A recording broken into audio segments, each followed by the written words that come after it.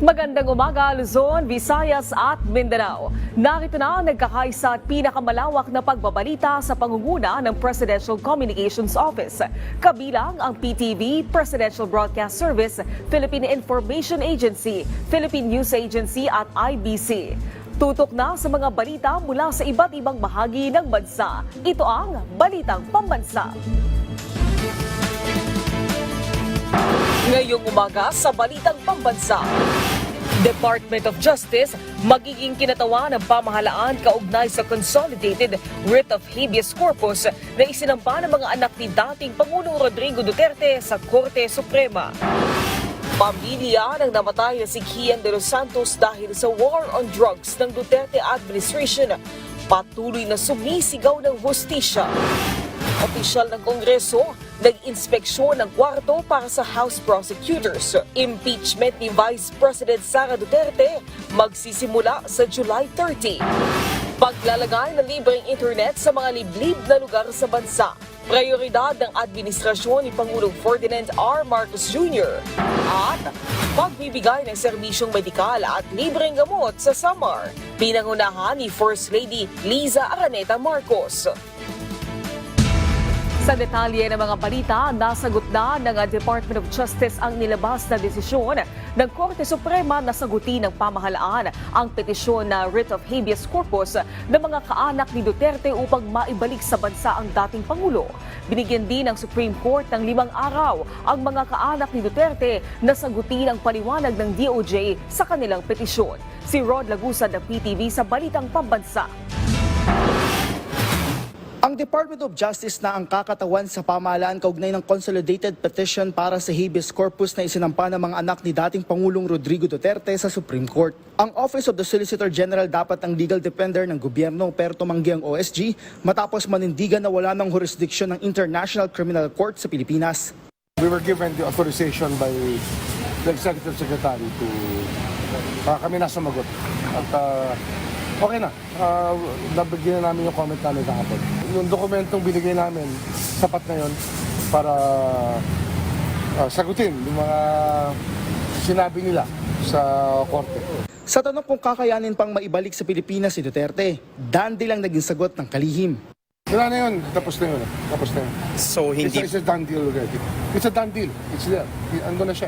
Una na niyang sinabi ng dating Pangulo na haharapin niya mga kaso laban sa kanya. Hindi naman nagkomento si Justice Secretary Jesus Remulla kaugnay sa ilalabas na desisyon ng Supreme Court sa petisyon ng Writ of Habeas Corpus ng mga anak ni Duterte. Pinagsusumite naman ang komento sa loob ng 5 araw ng essay ang mga anak ni Duterte na sina Veronica Duterte, Davao City Mayor Sebastian Duterte at Representative Paulo Duterte. Kailangan nilang sagutin ng DOJ kaugnay ng kanilang inihaing petisyon ng Writ of Habeas Corpus para sa kanilang ama. Kasama ito sa natalakay sa isinagawang Anbang Special Session ng SC. So there's a show cause order explaining them why the court should not issue the writ of habeas corpus. So syempre my explanation, they would also like to see the side of the other side.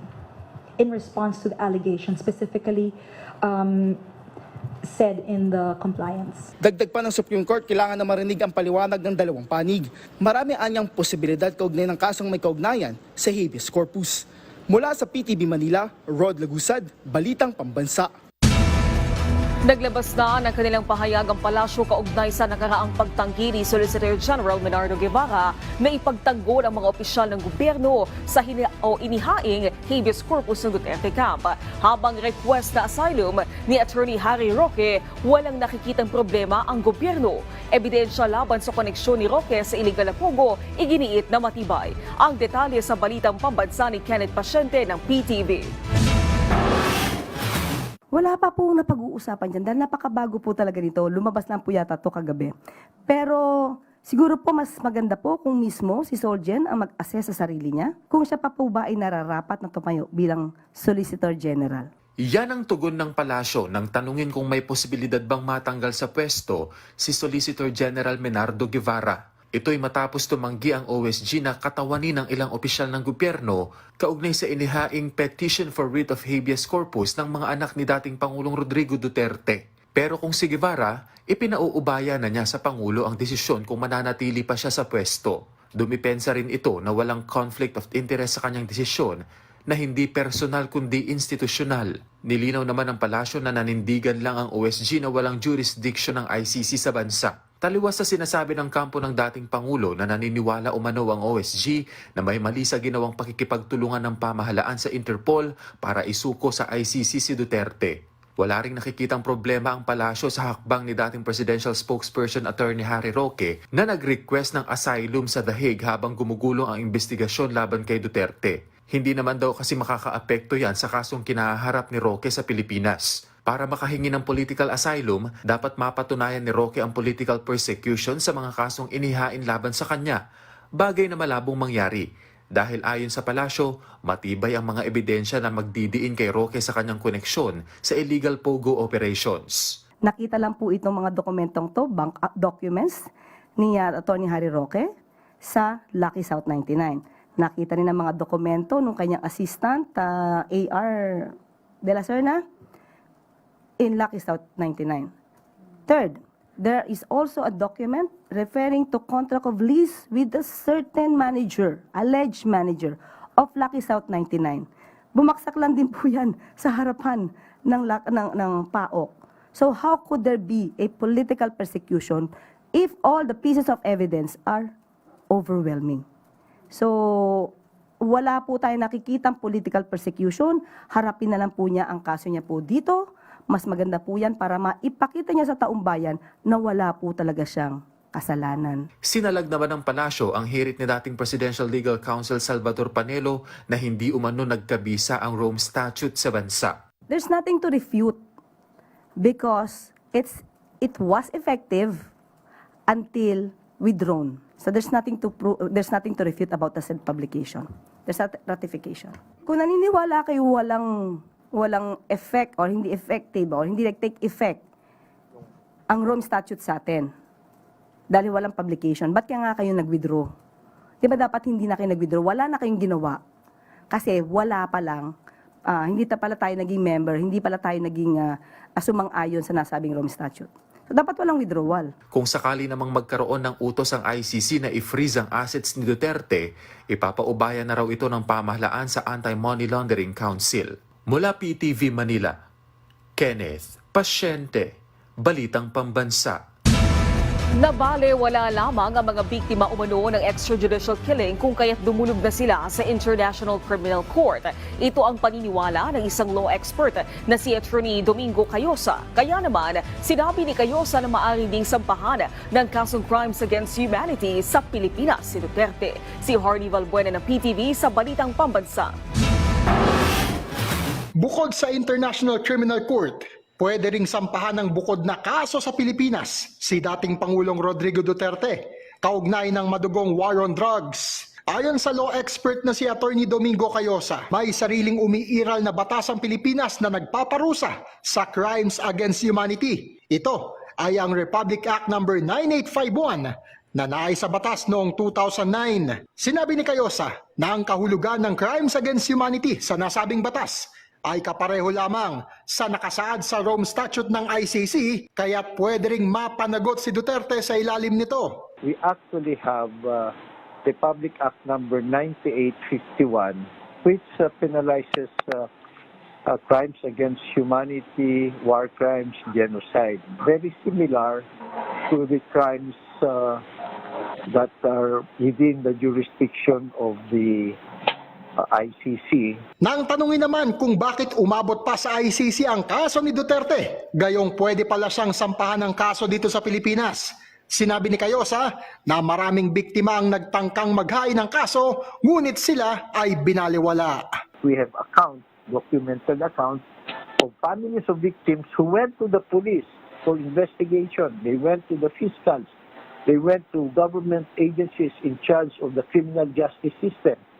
Pero walang nangyari.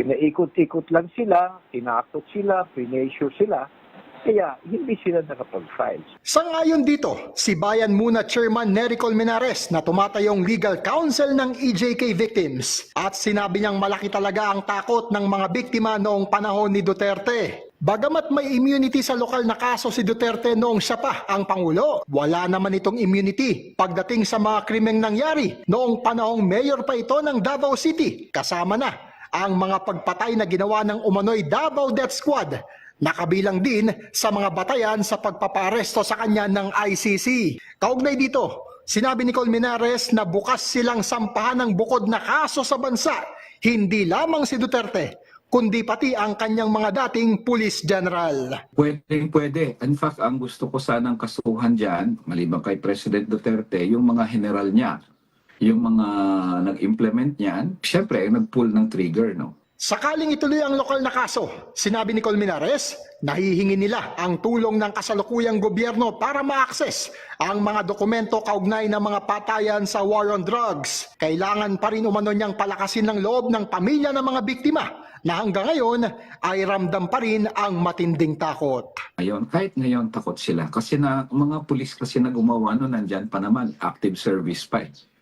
In fact, meron sa kausap ako sa Cebu na sabi niya, nakikita ko pa yung pulis na pumatay sa anak ko. Mula PTV, Hardy Valbuena para sa Balitang Pambansa. Nilinaw ng Armed Forces of the Philippines na walang kumpirmadong sundalo ang naghain ng resignation. Ito ang naging pahayag ng AFP sa gitna ng usap-usapang pagbibitiw sa serbisyo ng mga sundalo bilang suporta umano kay dating Pangulong Rodrigo Duterte. Siniguro din ng AFP na mananatili silang profesional at wala ding itinataas sa red alert dahil stable ang hanay ng militar. Hindi pa rin nawawala ng pag-asa mga pamilya ng biktima ng dating Duterte drug war. Tulad na lang ng kaanak ni Kian de los Santos na patuloy na umaapela ng hustisya sa dinanas ng kanilang kaanak. Yan ang Balitang Pambansa ni Harley Valbuena ng PTV. Hindi kami nakakakuha ng due process. Wala ho kaming due process, sir eh. Nakita niyo naman siguro kung paano ho yung pagkamatay ng Kian at ng iba pang mga biktima. Ito ang binigyang diin ni Randy de los Santos, ang tiyuhin ni Kian de los Santos na nasawi sa madugong kampanya kontra iligal na droga sa administrasyon ni dating Pangulong Rodrigo Duterte. Sa programang Mike Abe Live, sinabi ni de los Santos na matindi ang kanilang pinagdaanan ilang taon na ang nakalilipas dahil sila na nga anya ang namatayan ng kaanak, sila pa ang tinatawag na salot ng lipunan at pinagbintangang sangkot umano sa droga. Kaya masakit ito para sa amin at sa mga pamilya ng mga biktima na sa huli, kami pa yung lumalabas dito na talagang masama. Nilinaw rin ni De Los Santos na hindi pa nila ganap na nakakamit ang hustisya sa pagkamatay ng pamangkin laban sa mga pulis na sangkot dito. 3 kasi ang isinampang kaso laban sa mga sangkot na pulis gaya ng murder at pagtatanim ng ebidensya at baril. Pero tanging ang kasong pagpatay lamang ang naipanalo. Kung sana ho, kung talagang sinasabi natin dito na bibigyan natin yung hustisya, di sana ho naipanagot at naipanalo yung 3 kaso. Isa lang ho eh. Mas masakit pa niyang malaman ang lumabas sa Quadcom hearing noon na may nakukuha umanong reward money sa mga mamamatay sa war on drugs. May mga general ho doon sa Quadcom na nag-testify ho sila sa Quadcom. Sinasabi nila na meron po pala pagka napatay ang isang biktima, may nakukuha po palang reward money. Ayun na nga. Masakit po yun nung marinig namin. Sakaling ipatawag ng International Criminal Court, handaan niya ang kanilang pamilya na humarap. Sa akin okay ako. Pero mas maganda ho yung parents mismo eh. Okay. Dahil mas sila po yung talagang naroroon at base sa aming pag-uusap ng aking kapatid, sa kabila ng kanyang dinaramdam na karamdaman ngayon, na stroke po, ay nakahanda daw po siya. Nasa ICC si dating Pangulong Duterte dahil sa crimes against humanity kaugnay ng kampanya laban sa iligal na droga at kung si De Los Santos ang tatanungin, dapat managot ang iba pang mga sangkot. Mapanagot kung sino ang dapat mapanagot at ipagtanggol nila yung kanilang sarili. Tama nga po yung sinasabi, no? Na due process. Ibinagay naman mo sa kanila lahat yun eh. Hindi naman mo sila sinaktan nung inapresto. Diba? Lahat po ibinasa yung kanilang karapatan. Sa mga pamilya ho namin na pinagpapatay nung panahon na yon, hindi nga ho nabasahan ng Miranda rights. Para naman sa mga taga-suporta ng dating Pangulo, may mensahe rin si Randy de los Santos. Malinaw naman ho sir yung mandato ng batas. Correct. Nagpaliwanag naman ang ating pamahalaan na ginawa lang ho nila kung ano yung nasa rules. Diba? Hindi nga ho tayo membro ng ICC. Hindi po ako abogado sir, no? Pero sa base sa aking pagkakaunawa, hindi naman ho tayo membro ng ICC. Pero po tayo ay may kaugnayan sa Interpol. At meron tayong posisyon, at nasa posisyon din ng gobyerno, na kung merong maa-aresto, makipag-cooperate po sila. Yun lang naman na nangyari, wala naman pong iba eh. Yes. Lahat po naman ng karapatan ay naibigay sa kanila. So anong pinagpuputok ng butsi nila? Mula PTV, Harley Valbuena para sa Balitang Pambansa. Ginagamot ngayon sa isang Dutch hospital si dating Executive Secretary Salvador Medialdea. Matapos magkasakit ng dalawin niya si dating Pangulong Rodrigo Duterte sa International Criminal Court Detention Center sa Philippine Embassy sa Netherlands. Kasama ni Medialdea sa ospital ang malapit niyang kaanak. Nagtungo si Medialdea sa ICC Detention Center ng maaga noong March 18 oras sa Europa para sa nakaschedule niyang pagdalaw sa dating Pangulo.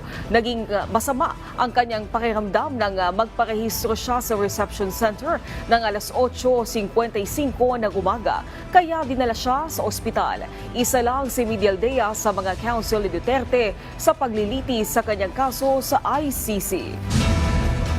Pinag-aaralan na ng ilang mambabatas kung paano haharangin ang aplikasyon ni dating presidential spokesperson Harry Roque para sa asylum sa Netherlands. Nais ding alamin ng ilang kongresista kung paano nakalabas ng bansa si Roque. Si Mela Alasmoras ng PTV sa Balitang Pambansa.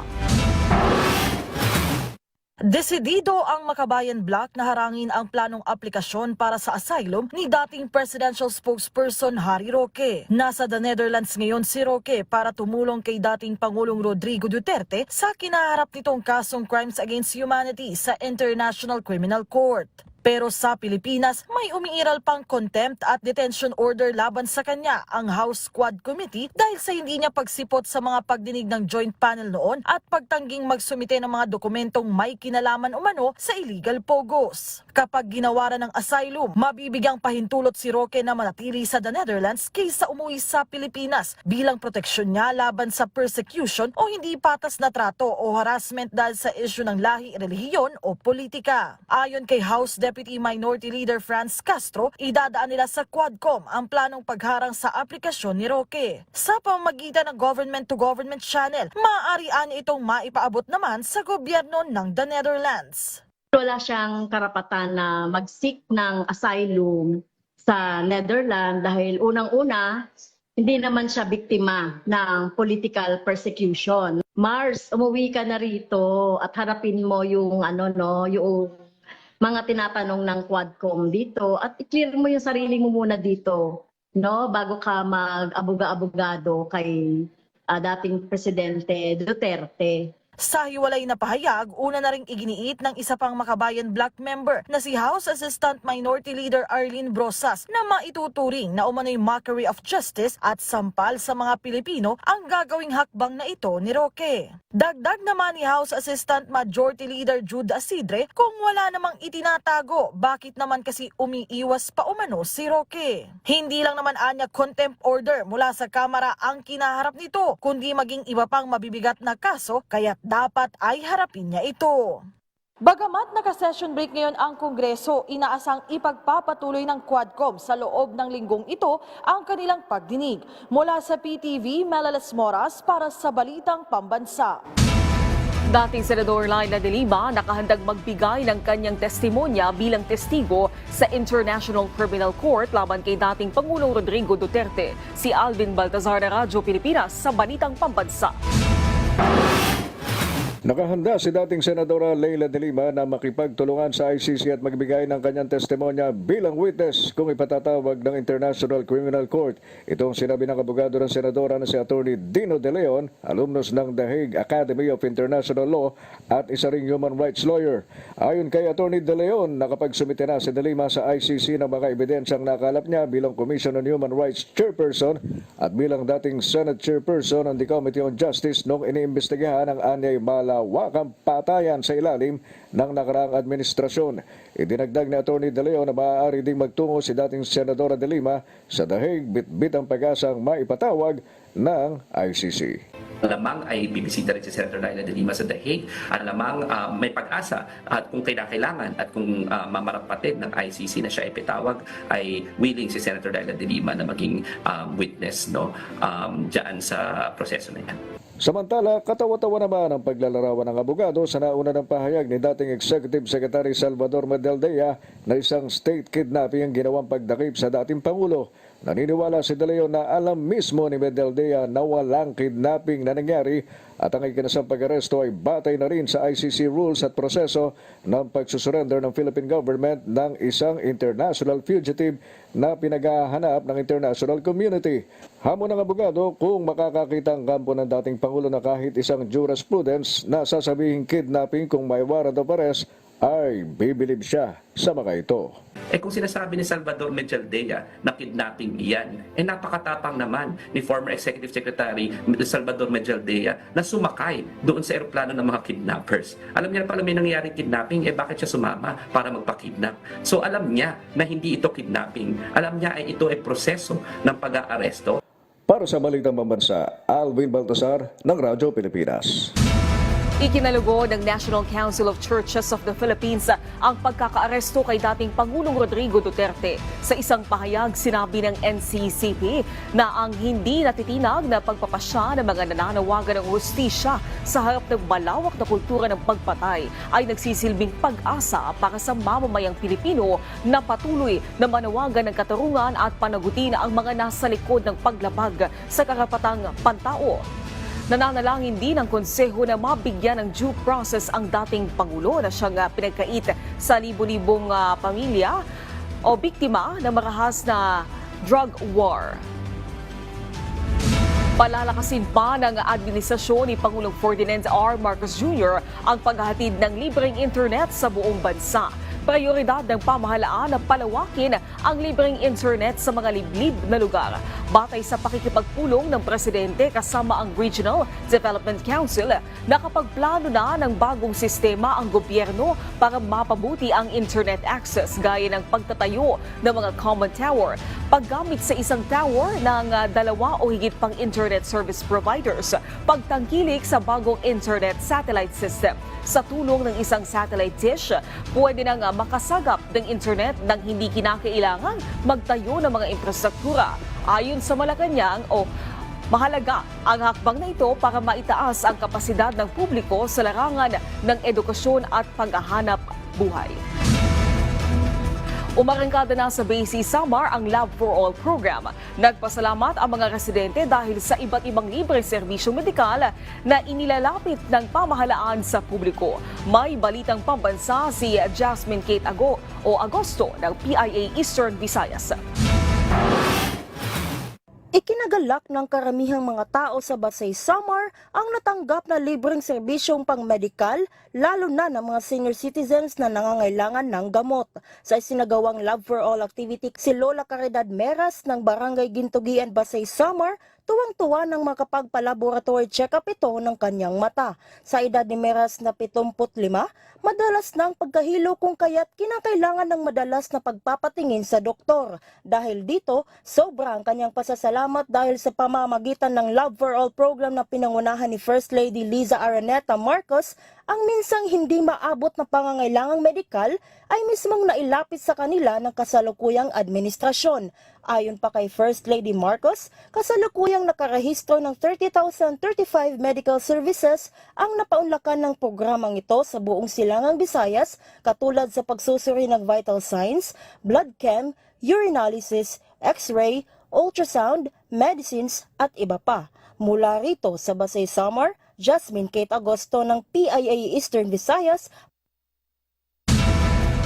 Formal nang na-turnover ang isang barko sa Philippine Coast Guard na donasyon ng Philippine Red Cross. Magagamit ang MV Amazing Grace sa pagresponde ng PCG lalo na tuwing may kalamidad at paghahatid ng medical supplies. 2 Barracuda rigid-hulled inflatable boats o RIBS din ang ibinigay ng Grab Philippines sa PCG. Makakatulong din ito sa search and rescue operations at emergencies, hindi lang sa dagat kundi pati na rin sa lupa. Nakatanggap din ng PCG ng 100 unit ng Starlink kit mula sa SpaceX na para sa komunikasyon sa mga liblib na lugar. Ayon kay Philippine Red Cross Chair Richard Gordon, hindi dapat hinihintay ang pagdating ng sakuna bago ibigay ang pangangailangan ng PCG. Dagdag naman ni DOTR Secretary Vince Dizon, importante ang masusing pakikipag-ugnayan ng PCG lalo na sa pagtatanggol ng ating soberanya. Dumalo sa turnover ceremony sina First Lady Auxiliary Vice Admiral Liza Araneta Marcos, Ramon Garcia Jr. ng Diversified Financial Network Incorporated, Attorney Sherlisa Bonifacio ng Grab Philippines at PCG Commandant Admiral Ronnie Hilgaman. Exempted na sa spending ban ang ayuda para sa Kapos ang Kita Program o AKAP ng Department of Social Welfare and Development. Base sa inilabas sa Memorandum Order No. 01080 ng Commission on Elections o COMELEC, nasa 12.6 billion pesos na pondo ng AKAP ang inaprubahan ng COMELEC na ma-exempt at may 11 pang programa ng DSWD ang nakasama sa exemption. Gayunman, base sa memorandum, kahit exempted sa spending ban ang AKAP, AIX at 4Ps, pagdating ng Mayo 2 hanggang 12 ay bawal na ito, maliban lang sa burial at medical assistance. Bawal din ang presensya ng mga kandidato sa pamamahagi ng naturang ayuda. Gate pa ni COMELEC Chair George Erwin Garcia, dapat ay imbitahan ang municipal election officers para saksihan ang pamamahagi ng ayuda. Sa pagkakataong ito, alamin muna natin kung may paggalaw ba sa presyo ng karne ng baboy ngayong araw. Si Vel Custodio ng PTV sa Balitang Pambansa Live. Vel?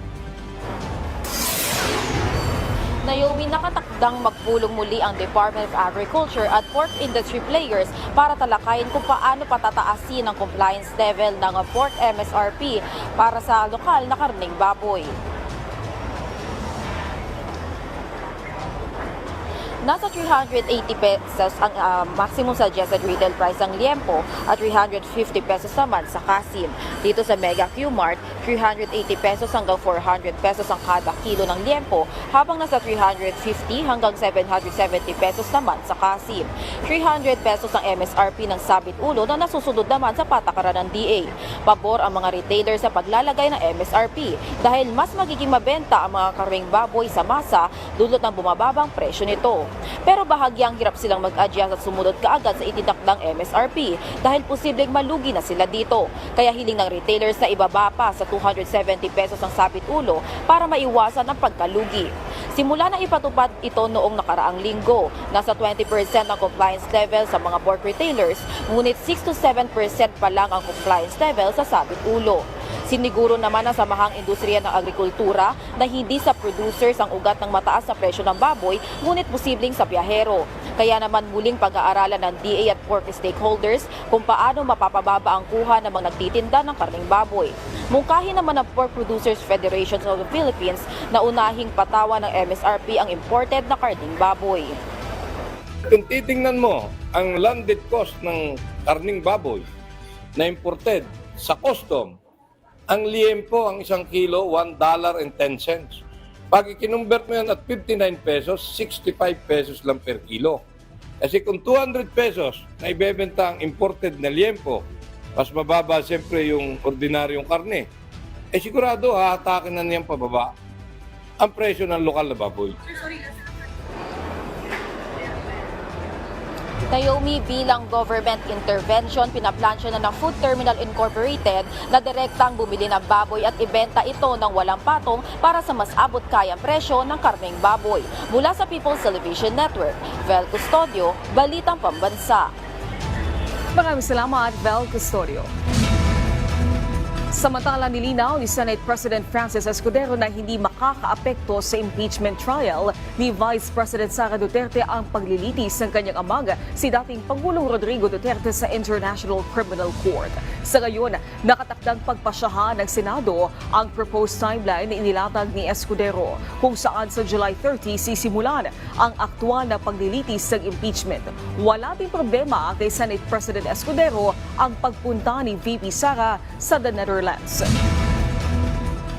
Na-rescue ng National Bureau of Investigation ang 3 Pilipino na ginawang scammer sa Cambodia. Nakaranas din sila ng torture nang magbalak na umalis sa trabaho. Ang detalye sa balitang pambansa ni Rod Lagusad ng PTV Manila. Tulungan niyo po kami. Gusto lang po namin na makauwi na sa mga pamilya namin. Hindi po namin alam kung ano po yung mga pwedeng gawin pa nila sa amin kasi pinagbabantaan pa rin po nila kami na pag may nakakita daw po sa amin, may reward po. Ganon. Sa habang nandito pa rin po kami, hindi po namin alam yung mga pwede pang mangyari. Sana po matulungan niyo po kami makauwi.